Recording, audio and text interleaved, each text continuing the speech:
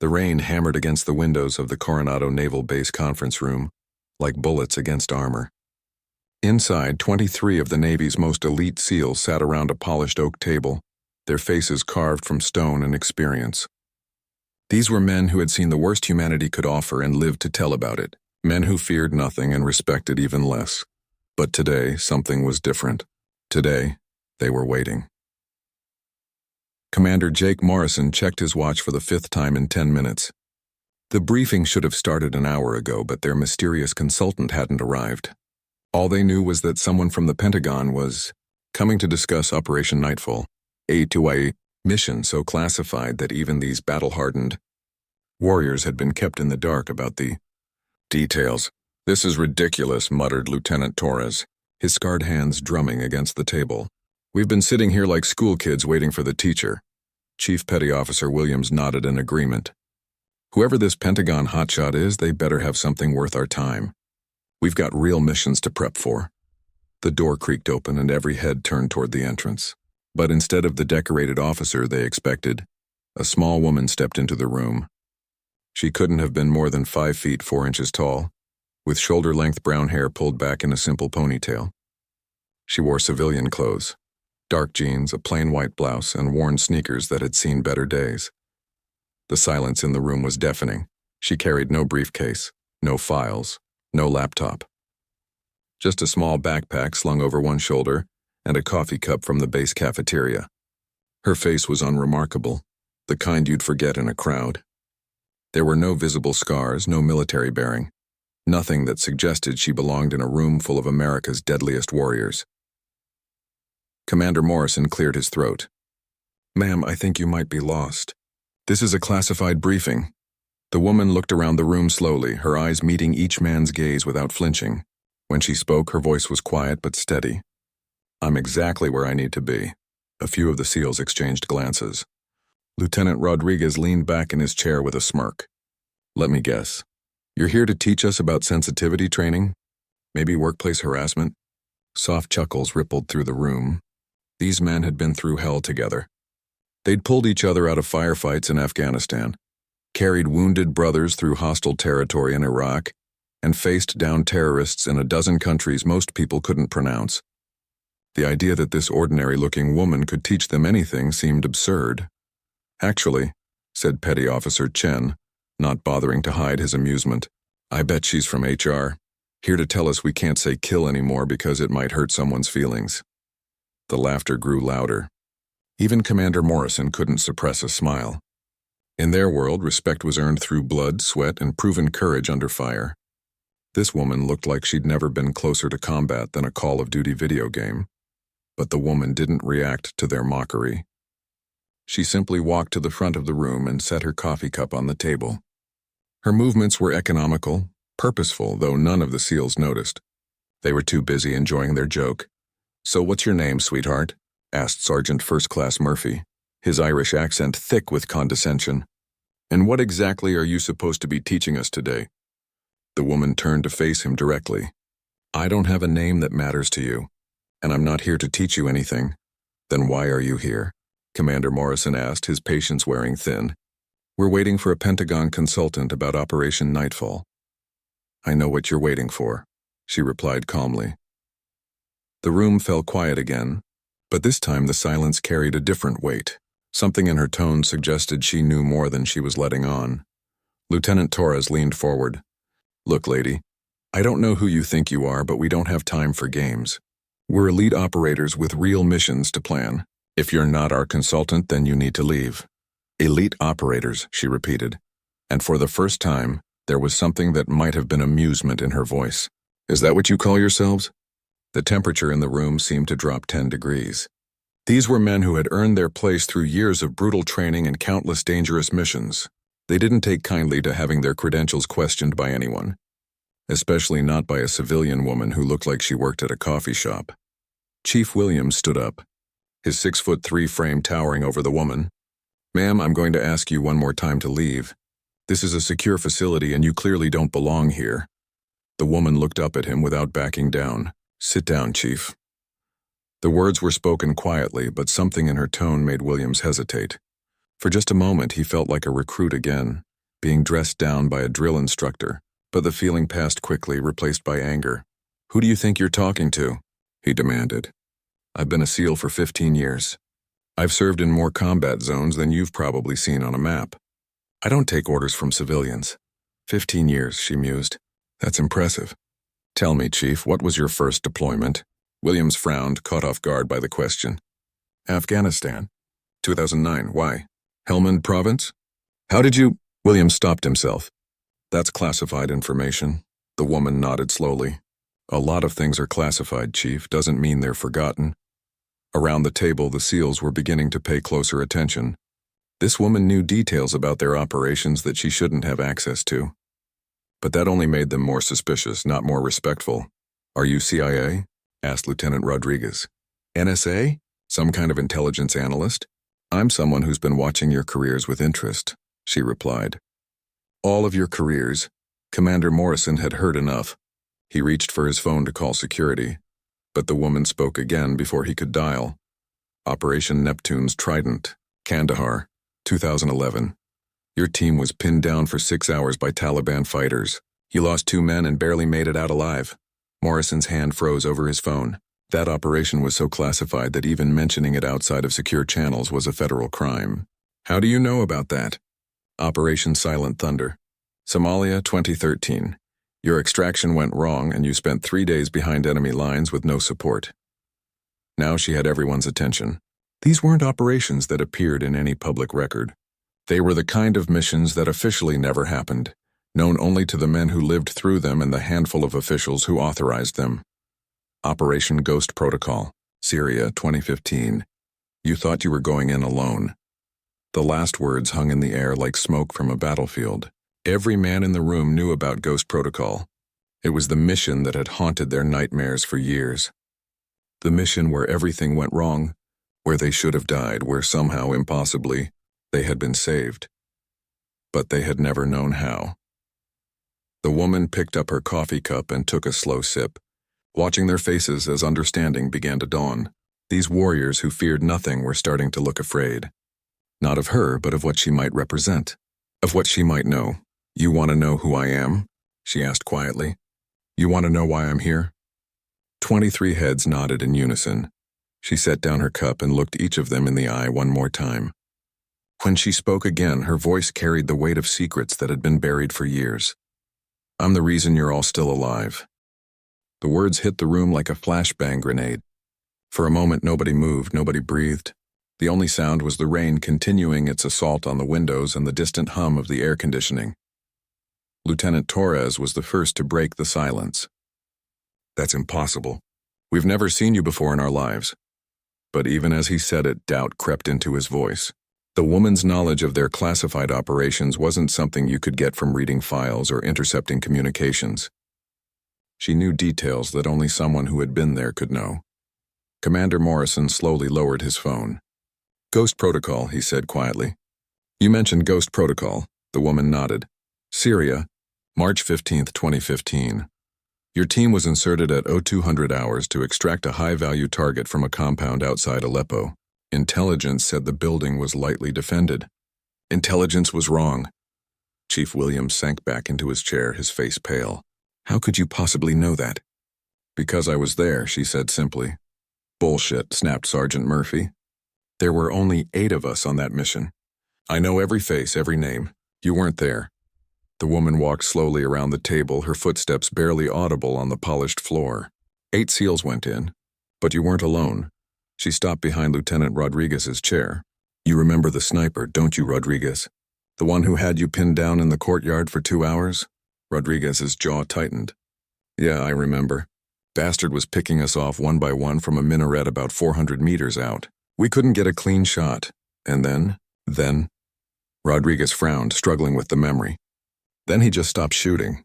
We thought maybe he ran out of ammo or got called away. We used the break to advance on the compound." The woman continued her slow circuit of the room.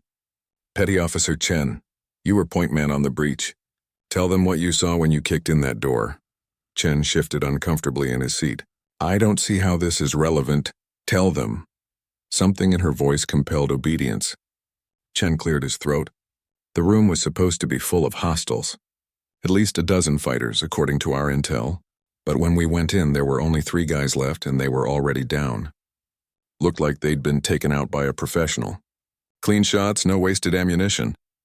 And you assumed it was friendly fire from another team? We had to assume something, Chen said defensively. Command never told us there were other assets in play. The woman reached Commander Morrison's chair and placed her hands on the back of it. Morrison tensed, every instinct telling him this woman was dangerous, though he couldn't explain why. Tell them about the extraction, Commander. Morrison's voice was barely above a whisper. The LZ was compromised. Enemy forces had moved in while we were in the compound. We were surrounded, outnumbered 3-1. No air support available due to weather conditions. And then the enemy just melted away, like ghosts. 1 minute they were there, the next minute the LZ was clear and our bird was coming in for pickup. The woman completed her circuit and returned to the front of the room. 17 enemy combatants eliminated in under 10 minutes. No witnesses, no evidence, no trace. The SEALs stared at her in stunned silence. The pieces were starting to come together, but the picture they formed seemed impossible. You're saying you were the sniper? Asked Torres. You took out 17 hostiles by yourself? I'm saying I was there when you needed me to be there. Chief Williams shook his head. Even if that's true, and I'm not saying it is, that was one mission. You said you're the reason we're all still alive. All of us.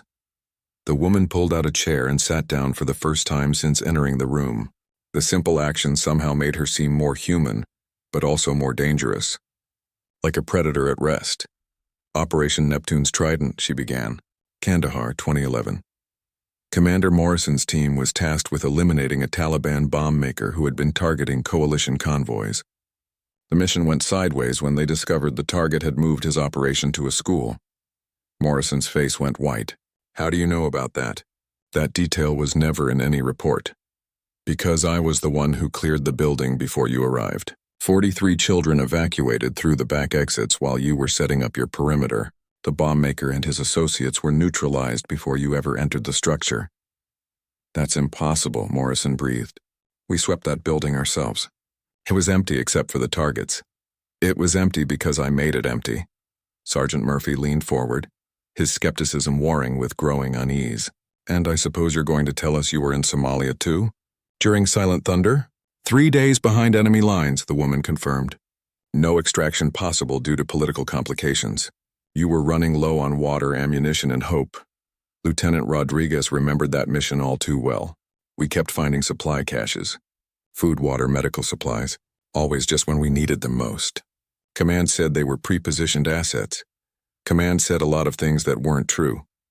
The room fell silent again as each man grappled with the implications. If this woman was telling the truth, then she had been the invisible guardian angel watching over them for years. But that raised even more questions. Who are you? Commander Morrison asked. What unit? What branch of service? I don't have a unit. I don't have a branch of service. I don't officially exist. Everyone exists, Chief Williams protested. Everyone has a record, a history, a paper trail. The woman smiled for the first time since entering the room, but it wasn't a pleasant expression. Do they? Tell me, Chief, what do you know about the people who clean up after your missions? The ones who make sure there are no loose ends, no witnesses, no evidence that could compromise national security? You're talking about Black Ops, Torres said slowly. Deep cover assets. I'm talking about the people who do the jobs that are too dirty even for SEALs. The words stung, but none of them could argue. They all knew there were operations that went beyond what even elite special forces could handle. Missions that required a different kind of operator entirely. So you're what, some kind of assassin? Asked Petty Officer Chen. I'm someone who makes hard choices so that good men like you don't have to. Commander Morrison stood up abruptly, his chair scraping against the floor. This is insane. Even if everything you're saying is true, why are you here now? Why reveal yourself? The woman's expression grew serious. Because Operation Nightfall is different. Because this time I can't protect you from the shadows. What's Operation Nightfall? Rodriguez demanded. Command has been keeping us in the dark for weeks. Operation Nightfall is a trap, the woman said quietly. And you're the bait. The temperature in the room seemed to drop another 10 degrees. These were men who had faced death countless times, but the certainty in her voice sent chills down their spines. What kind of trap? Morrison asked. The kind that's designed to eliminate America's most elite special operations team. Permanently. Chief Williams slammed his fist on the table. That's impossible. We're U.S. Navy SEALs. Our own government wouldn't. Your own government has been compromised, the woman interrupted. There's a mole in the Pentagon. Someone with access to your mission parameters, your operational history, your personal files. Someone who's been feeding information to hostile forces for months. The implications hit them like a physical blow. If there was a mole with that level of access, then every mission they'd been on recently could have been compromised. Every operation could have been a setup. How do you know this? Torres asked. Because I've been tracking the leak for 6 months, following the money, the communications, the pattern of compromised operations. It all leads back to one person. Who? The woman stood up and walked to the window, looking out at the rain-soaked base. Someone you trust. Someone who's been in this room before. Someone who knows exactly how to hurt you where it counts. She turned back to face them, and for the first time, they could see something that might have been pain in her eyes. Someone who's been using my own methods against me. The silence stretched on for what felt like hours. Finally, Commander Morrison found his voice. What do you want from us? I want you to listen. I want you to trust me even though you have no reason to. And I want you to help me stop Operation Nightfall before it gets you all killed. And if we refuse? The woman picked up her coffee cup and headed for the door. Then in 72 hours you'll be dead. All of you. And I'll be the only one left who remembers that you ever existed. She paused at the threshold and looked back one last time. The choice is yours, gentlemen. But choose quickly. Time is running out. The door closed behind her with a soft click that echoed like a gunshot in the stunned silence. For 30 seconds, nobody moved. 23 of America's deadliest warriors sat frozen, processing what they had just heard. Commander Morrison was the first to recover. He lunged for his secure phone, fingers flying over the keypad. I'm calling this in. Pentagon needs to know we have a potential security breach. Wait. Chief Williams grabbed Morrison's wrist. Think about what you're doing, Jake. If she's right about a mole, then calling the Pentagon could be exactly what gets us killed. Morrison hesitated, his finger hovering over the send button. So what are you suggesting? That we trust some nameless woman who claims to be our guardian angel? I'm suggesting we think this through, Williams replied. Everything she said about our past missions was accurate. Details that nobody outside our teams should know. Lieutenant Torres shook his head. That doesn't prove anything. Intelligence agencies share information. Maybe she's CIA, maybe NSA. Hell, maybe she's the mole trying to throw us off her scent. Then explain Ghost Protocol, said Petty Officer Chen quietly. Explain how 17 enemy combatants just disappeared. Explain how that sniper stopped shooting right when we needed him to. Coincidence, Torres insisted, but his voice lacked conviction. Sergeant Murphy stood up and began pacing. This is mental. We're sitting here debating whether to trust a complete stranger who just told us our own government wants us dead. Is it really that hard to believe? Asked Lieutenant Rodriguez. Think about some of the missions we've been on lately. The intelligence has been spotty, the support minimal. Remember that op in Yemen last month? We were told it was a simple extraction, but we walked into a hornet's nest. That's the nature of our work, Morrison said. Intelligence is never perfect, but it's been wrong a lot lately, Rodriguez continued. More than usual, and always in ways that put us at maximum risk. The room fell silent as each man considered his own recent experiences, missions that had gone sideways, intelligence that had been faulty, support that had arrived late or not at all. Chief Williams walked to the window where the woman had stood. There's something else. Something I haven't told any of you. All eyes turned to him. Williams was their senior enlisted man, a 20-year veteran who had seen more combat than the rest of them combined. If he was keeping secrets, it was for a good reason. 3 weeks ago, I got a message. Encrypted, untraceable. It warned me that our next major operation would be compromised. Told me to watch for signs of betrayal from within. Why didn't you report it? Morrison demanded. Because it came with proof, Williams said quietly. Photographs of classified documents that only someone with Pentagon-level access could have obtained. Documents that showed our operational patterns, our standard procedures, our personal information. He turned to face the room. The message was signed with a single initial. N. The silence was deafening. N. No name. Just like the woman had said. Jesus Christ, whispered Torres. She's been trying to warn us. Or she's playing a very sophisticated game, Morrison countered. Think about it. She shows up here with intimate knowledge of our operations, claims to be protecting us, then tells us not to trust our own command structure. It's textbook psychological manipulation. To what end? Asked Chen. What would she gain? I don't know. But I know we can't make decisions based on the word of someone we've never seen before. Rodriguez leaned back in his chair. Actually, I think I have seen her before. Every head turned toward him. Rodriguez was staring at the ceiling, his brow furrowed in concentration. It was about 2 years ago. I was on leave, visiting my sister in San Diego. There was this woman at a coffee shop near the base. She was sitting alone, reading a newspaper. Nothing unusual about that, except what? Morrison prompted. Except she was there every day for a week. Same table, same newspaper, same order. But she never seemed to actually read the paper. She was watching the base entrance. Could be anyone, Torres said. Journalist, foreign intelligence, curious civilian. Maybe, Rodriguez agreed. But when I left the coffee shop on my last day, she got up and left too. And I could swear I saw her again at the airport when I was flying back to Virginia. Chief Williams nodded slowly. I've had that feeling too. Like someone was watching. Not hostile surveillance, but protective, like having a guardian you can't see. This is getting us nowhere, Morrison said firmly. We need facts, not feelings and coincidences. He reached for his phone again, but before he could dial, the door burst open. A young ensign rushed in, his face flushed with exertion. Commander Morrison, sir, you need to come with me immediately. There's been an incident. Morrison stood up. What kind of incident? It's Admiral Hendricks, sir. He's been found dead in his office. The blood drained from Morrison's face. Admiral Hendricks was their direct superior, the man who had been briefing them on Operation Nightfall. Dead how? Apparent suicide, sir. Single gunshot to the head. But there's something else. The ensign glanced around the room nervously. There was a note. It confesses to selling classified information to foreign agents. Names, dates, operational details, everything. The SEALs exchanged stunned looks. Admiral Hendricks had been a decorated officer with 30 years of service. The idea that he was a traitor seemed impossible. Where's the note now? Morrison asked. Secured by Naval Intelligence, sir. But they want to see you immediately. All of you. Morrison looked around the room at his men. Gear up.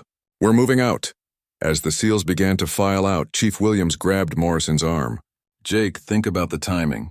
That woman shows up, tells us there's a mole, and an hour later our commanding officer is found dead with a confession. What are you saying? I'm saying maybe she didn't come here to warn us. Maybe she came here to clean up loose ends. The thought sent a chill through Morrison.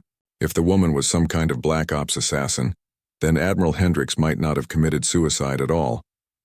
He might have been eliminated to protect the real mole. But as they walked through the corridors of the base, Morrison couldn't shake the feeling that they were missing something important. The woman's knowledge of their operations was too detailed, too personal. And her warning about Operation Nightfall felt genuine. They reached Admiral Hendricks' office to find it swarming with naval intelligence officers. The body had been removed, but the scene was still being processed. Commander Morrison approached the lead investigator, a stern-faced woman in her 50s. Commander Sarah Blake, Naval Intelligence, she introduced herself. I need to debrief your team immediately about Operation Nightfall. What about the Admiral's confession? Morrison asked. Blake's expression was grim. Preliminary analysis suggests it's genuine. Handwriting matches, and the details check out with several compromised operations over the past year. It appears Admiral Hendricks was feeding information to a Syrian intelligence network. That's impossible, Chief Williams protested. I've known the Admiral for 10 years. He was a patriot. Patriots can be turned, Blake replied coldly. Money, blackmail, ideology. There are many ways to compromise an officer. What matters now is damage control. She led them to a secure conference room and activated a signal jammer. Operation Nightfall is being accelerated. You deploy in 18 hours. 18 hours. Morrison was stunned. We haven't even been fully briefed yet. The briefing is simple. There's a high-value target in a compound outside Damascus. Syrian intelligence officer who's been coordinating attacks on U.S. assets.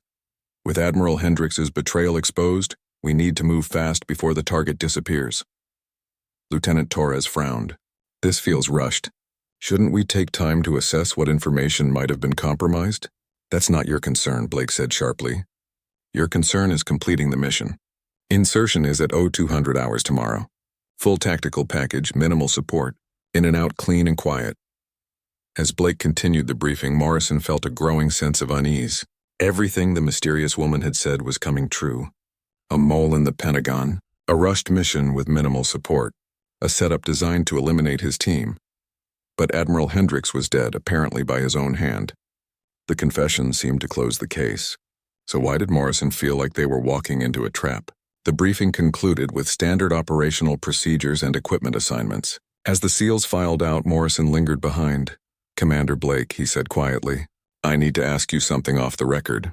Blake raised an eyebrow. Go ahead. Have you ever heard of an operator who goes by the initial N? Someone involved in black operations? Blake's expression didn't change, but Morrison caught a flicker of something in her eyes. Recognition? Fear? I'm not familiar with any such operator, she said carefully. Why do you ask? Just following up on some intelligence we received. Probably nothing. Probably, Blake agreed. Commander, I suggest you focus on your mission preparation. Operation Nightfall is critical to national security. As Morrison left the office, he couldn't shake the feeling that Blake knew more than she was saying, and somewhere in the back of his mind, a voice that sounded remarkably like the mysterious woman whispered a single word: trap. The clock on the wall read 1:30 hours. In 30 minutes, Morrison's team would board their transport for what could be their final mission. The SEALs sat in the ready room, checking their gear with the methodical precision of men who had done this 1,000 times before. But tonight felt different. Tonight, doubt hung in the air like smoke. Morrison finished inspecting his rifle and looked around at his men. These warriors had followed him through hell and back. They trusted him with their lives, and he was about to lead them into what might be an elaborate death trap. Sir? Chief Williams approached quietly. The men are ready, but I need to tell you something. Morrison looked up. What is it, Chief? Williams glanced around to make sure they weren't being overheard. I've been thinking about that woman, about what she said, and I think she was telling the truth. Based on what? Based on this.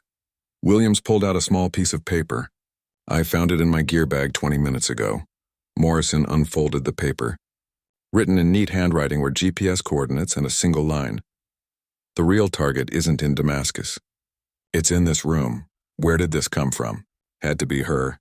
Nobody else could have gotten into our secure area without being detected. Morrison stared at the coordinates. They weren't for Syria. They were for a location less than 50 miles from their current position. Sir, Lieutenant Torres called out. We've got company. Morrison looked up to see Commander Blake entering the ready room, flanked by 4 armed security personnel. Her expression was cold, professional. Gentlemen, there's been a change of plans, Blake announced. Operation Nightfall has been postponed indefinitely. Postponed? Morrison stood up. Why? New intelligence suggests the target has been moved. We're standing down until we can verify his location. Relief flooded through Morrison, but it was quickly replaced by suspicion. What kind of new intelligence? That's classified, Blake replied curtly. Return your gear to the armory and report to debriefing room C in 1 hour. As Blake turned to leave, Morrison made a decision that would change everything. Commander Blake, I need to speak with you privately. Blake paused. About what? About the operator who goes by the initial N. This time, Blake couldn't hide her reaction. Her face went pale, and her hand moved instinctively toward her sidearm. I told you I'm not familiar with any such operator. Then why do you look like you've seen a ghost? The security personnel tensed, sensing the shift in atmosphere. Blake's eyes darted around the room, calculating odds, measuring distances. Stand down, Commander Morrison, she said quietly. You're walking into dangerous territory. I'm already in dangerous territory, Morrison replied. The question is whether you're trying to get me out of it or push me deeper in. For a long moment, the 2 officers stared at each other. Then Blake made her choice. Arrest them. She ordered the security team, all of them. Suspicion of treason. The security personnel raised their weapons, but they never got the chance to use them. The lights went out. In the darkness, Morrison heard the distinctive whisper of suppressed gunfire. 4 quick shots, perfectly spaced.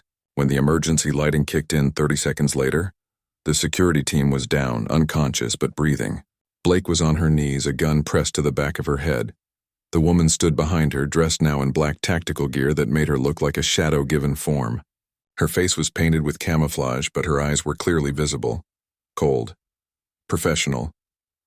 Deadly. "Hello, Sarah," the woman said quietly. "It's been a long time." Blake's voice was barely a whisper. "I thought you were dead." "You were supposed to think that. It made my job easier." Morrison and his team watched in stunned silence as the drama unfolded. This was clearly personal, a confrontation years in the making. "Who is she?" Morrison demanded. Blake laughed bitterly. "She's a ghost story, a legend. The Pentagon's most classified asset." "I prefer to think of myself as a problem solver," the woman said. "And right now, Sarah, you're my biggest problem." "I didn't have a choice," Blake protested. "They had my daughter. They said they'd kill her if I didn't cooperate." "Your daughter has been safe in protective custody for 6 months," the woman replied. "I made sure of that the moment I discovered you were compromised." Blake's shoulders sagged. "Then why didn't you stop me sooner?" "Because I needed to know how deep the corruption went. How many others were involved." "You were my way in." The woman looked up at Morrison. "Commander, I need you and your men to secure this room. No one gets in or out until I'm finished here." Morrison hesitated. "Finished with what?" "Getting the truth." She pulled Blake to her feet and guided her to a chair. "Tell them about Operation Nightfall, Sarah. Tell them what it really was." Blake's resistance crumbled. It was an assassination mission, but not against a Syrian intelligence officer. "Against you." The words hit the room like a physical blow. Morrison felt his world tilt on its axis. "The coordinates you were given would have led you to a compound where she was supposed to be hiding," Blake continued. "But it was a trap. The building was rigged with explosives. You would have been killed the moment you breached the perimeter. And then?" the woman prompted. "And then your deaths would have been blamed on faulty intelligence. Another tragic loss in the war on terror. No one would have questioned it." Chief Williams stepped forward. Why kill us?" Blake looked at the woman. "Because they know what she's capable of. They know she's been protecting assets like you for years, keeping America's best operators alive when they should have died. She's too effective, too independent. They can't control her." "Who's they?" Morrison demanded. "A consortium of defense contractors, foreign intelligence services, and corrupt officials," the woman answered.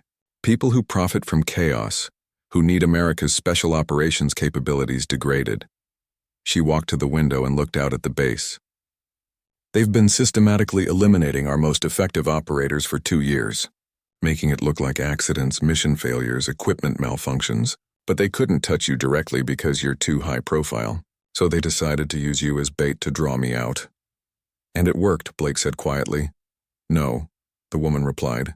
"It failed. 'Cause I'm not the target anymore." "You are?" Blake frowned. "What do you mean?" "I mean you've outlived your usefulness, Sarah. The moment you sent that stand-down order, you signed your own death warrant. They can't afford to leave loose ends." As if summoned by her words, the sound of helicopters filled the air outside. Morrison rushed to the window and saw armed aircraft circling the base. "They're not here for a rescue," the woman said calmly. "They're here for a cleanup. Everyone in this room is now a liability." Morrison grabbed his radio. "Base security, this is Commander Morrison. We have hostile aircraft approaching." "Base security is compromised," the woman interrupted.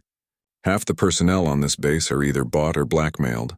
The other half are about to become casualties." She moved to a wall panel and began entering a complex code. "There's an emergency bunker beneath this building. It was designed to protect against nuclear attack, but it'll do for our purposes." A section of the floor slid away, revealing a staircase leading down into darkness. "Move," she ordered. "All of you now." As the SEALs began filing down the stairs, Morrison grabbed the woman's arm. "What's your real name? If we're going to die together, I want to know who you are." For the first time since he'd met her, the woman smiled. A real smile, warm and human. "My name is Nicole Reeves. I was a Navy SEAL, just like you. The first woman to complete BUDS training." Morrison's jaw dropped. "That's impossible." There's no record because I was erased," Nicole said. "Officially, I died in a training accident in 2008. Unofficially, I became something else, something the Pentagon needed but could never acknowledge." She guided him toward the stairs as explosions began to rock the building above them. "For 15 years, I've been the guardian angel you never knew you had. I've saved more American lives than any medal could recognize. And now, finally, I'm going to save my own. As they descended into the bunker, Morrison heard her whisper something that made his blood run cold. Time to remind them why they were afraid of me in the first place.